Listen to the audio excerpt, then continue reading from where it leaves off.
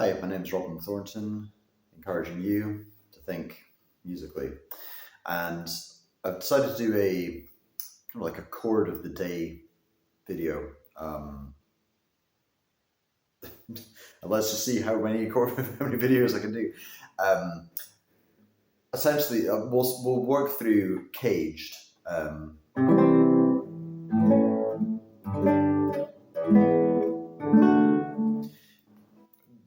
The cage system is kind of many and varied. It's something that will come up a couple of times within guitaring for a variety of different reasons. But it's also, if you learn the chords of C, A, G, E, and D, then you're going to learn 90% of what you need to for pop songs.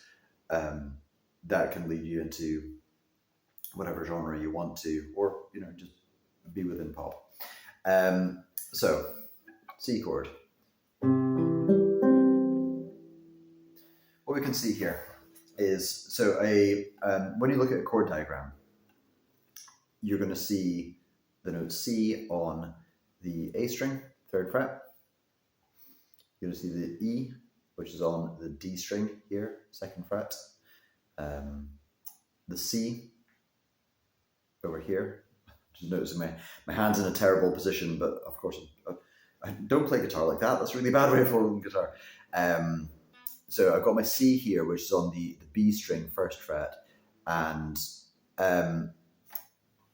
what might interest you is that if you've got your thumb behind your 2nd finger, then that should give you the clearance for the C string. One of the biggest problems that we all have is that this E string that should be ringing out nice and clear, if I am not getting, if I've got my thumb over the top of the guitar, then you get these fuzzy notes. But here's the C chord.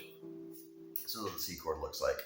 And here's a couple of different things that you can do with the C chord. You can strum. You can actually strum in both directions. This me using my thumb down the way and up the way like this. You can use any one of these fingers. You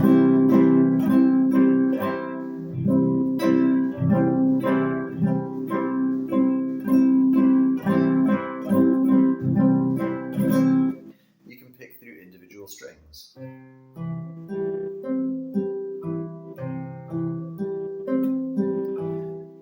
I suppose if you're really beginning off on things, then picking through, I'd probably still plant my fingers on each string just for some stability, and it's always better to plant where the notes are rather than where the notes aren't. So I did the same thing myself. I'm not going to accuse anybody of anything.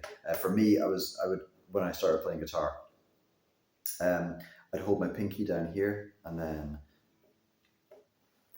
hamper my hand as I'm playing like this. That's horrible. So now what I would do is I do plant my fingers. I do that for stability, but I plant them where the notes are. This means that your hand is ready when you want to play a note.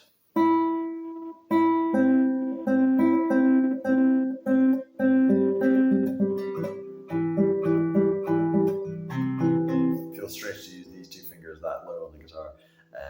Normally you would be using your thumb for the E, A, and D strings, and sort of normally you'd be using your fingers for these clear strings over here. Of course, there's variations of that. So I want to keep the video fairly short. Got some strumming, which you can strum down, up with any of your fingers.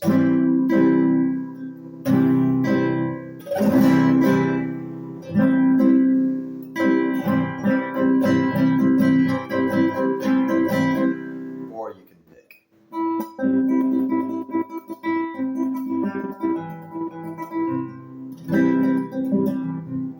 That kind of idea. So I'll pop out a quick video tomorrow for the A chord, and then the G chord, and the E chord, and the D chord. I'll see you in next week's video, and if you want to book in for lessons, then contact me at robinthornton.co.uk, and we'll get some lessons organized from there. Of course, there's drum lessons and piano lessons and singing lessons, and I should have a bass guitar kicking around in the background here. I mean, I have one there, and there's a whole bunch of stuff off camera as well. Maybe I should like put a bass guitar up there just to advertise. Where's my finger? There we go. To advertise all the stuff that I do. Basically speaking, singing, guitar, bass, piano, and drums. And I'll see you for the next video.